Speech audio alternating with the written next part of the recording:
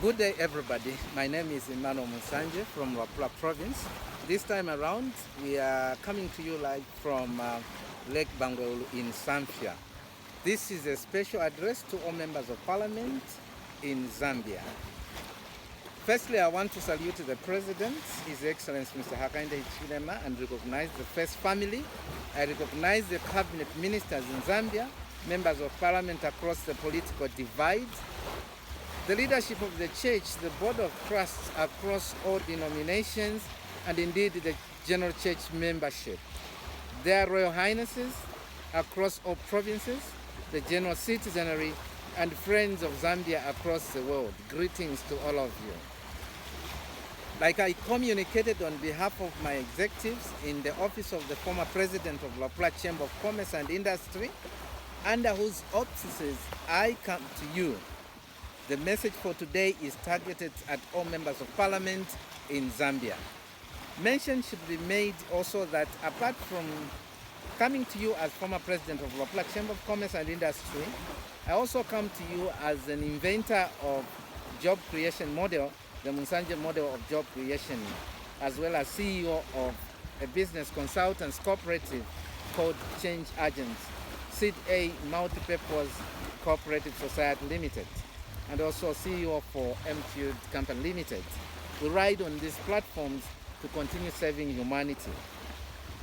Firstly, I would like to salute all members of parliament in Zambia for their hard work to be where they are and recognize the fact that leadership comes from God. It does not matter how much you campaigned or how much money you spent or which political party or religious affiliation you belong to. The fact is that leadership comes from God and you are there because of the act of God. We love you, all members of our parliament. You are not angels but humans, but above all, we are all children of the Most High and feed at the table of reconciliation for whatever wrong deeds you might have had amongst yourselves. I also recognize the leader of the House. I honor the Republican Vice President, Mutale W. Nalumango, for her leadership in the House. Fellow Zambians and friends of Zambia, on behalf of my executives in the office of the former president of Luapula Chamber of Commerce and Industry, we do believe that Zambia is greater than what we think, and each one of us is greater than what we think. But we need to ignite that narrative, even through the House of Honor, the Parliament. And that is the reason why this conversation draws attention to the parliamentarians in Zambia. In having an honest conversation with ourselves, let us look at the following issues. Number one, mechanization of Luapula Province. Members of parliament need to push for optimal use of the resources in Luapula, such as water, like behind in Lake Bangweulu. We have land with waterfalls, vegetation, minerals, and many other resources. Currently, as we go through climatic conditions triggered by El Nino effects, there is silver lining in the clouds. Luapula has more than 10 lakes, more than 10 rivers, more than 10 waterfalls, and many other things. We want you, the MPs, to be very intentional in the development of this province, because the province can feed the whole Zambia. Then push for tax holiday in agriculture. Any agricultural activities done in Luapula Province should enjoy tax holiday. Number two, rising above political affiliations.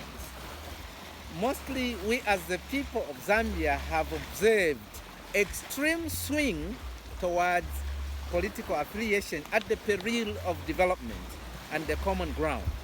Let us change the narrative towards patriotism, much more than huge allegiance to the club.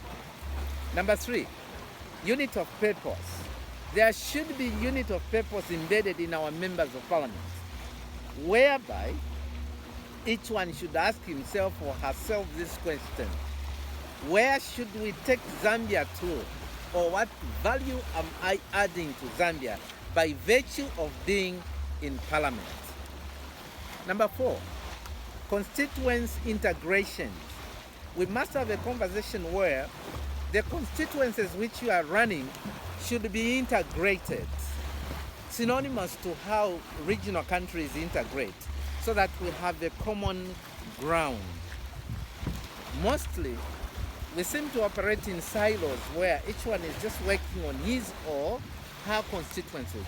Let us try now to work around, working together in constituencies that are close to one another. Number 5, embracing Zambian initiatives. I do believe, just like many other people, that in Zambia we have solutions. The members of parliament are hereby admonished to take very keen interest in the initiatives that are done by Zambians. I can outline a few. There is Sonda's Formulation 2000. There is a case of one of the Zambians who is able to manufacture fuel, and there is a case of a Zambian who is doing a lot of work around hydroelectricity. And recently, there is Mumsanje model of job creation invented by this person talking. We admonish you, the members of parliament, to take very keen interest to commercialize the inventions that the Zambians are working on. Tax holiday.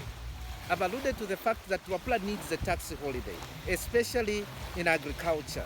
Whoever ventures in agriculture in Luapula, government should take very keen interest in providing tax holiday. I think this goes to Honorable Situmbeko Musokotwane. Tax holiday is needed in Luapula province, especially in agriculture. We must package Luapula province as a huge corridor to many other countries, especially that the Mwenda Kasomeno project has been signed.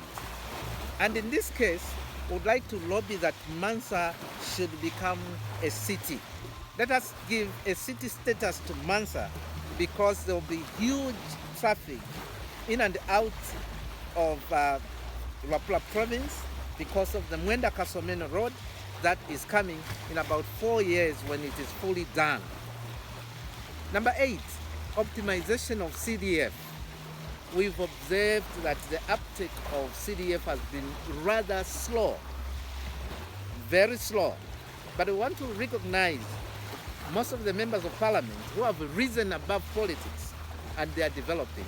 I can mention names like Honorable Sande Chanda, that is work well done. Honorable MP for Kantanchi, Mr. Mumba, that is work well done. Ngandu and many others.